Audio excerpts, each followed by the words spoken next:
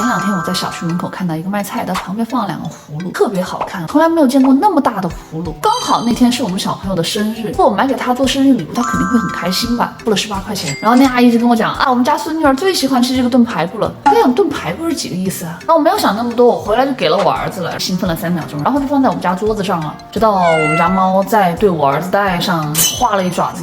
他可能等不到风干那一天了。哎呀，他要是坏了的话，多可惜啊！还不如我吃了算了。但是我之前从来没有吃过葫芦，我也不知道葫芦可以吃。然后我就立马想起了炖排骨的那句话，就我一直以为葫芦是空的，感觉像个实心的这么重，不然我就劈到看看里边是什么样子的吧。而且这跟异形冬瓜一样，怎么也得把那个瓤给掏了才能吃吧。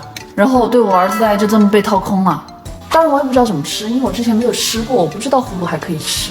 然后肯定只有打开手机搜一下呀，包饺子、素炒还有炖汤。那第一个就包饺子，你看它切的时候就那么多水，我就觉得直接包肯定是不行的。放了点盐，腌了20分钟，然后就把它拧干，加入猪肉馅还有调料，然后把它拌匀，包成饺子。我以为葫芦的味道会和西葫芦很像，结果后来我发现它真的一点味道都没有。因为我发现男的好像都有一个特别奇怪的习惯，就是对于那种他们以为味道会很奇怪的东西，连尝都不愿意尝一口。那次把那饺子吃完了，那就可见那葫芦是真的什么味道都没有啊。然后第2个就是炖汤，但是我是真的不喜欢吃素的白味排骨，所以我就把那个排骨换成了筒骨，油多嘛，筒骨焯水5分钟，然后用猪油炒一下，往里边加入开水。我可能太兴奋了，然后就忘记按快门了。见谅哈，然后那炒一下，然后就会让那个汤变得特别白、特别香。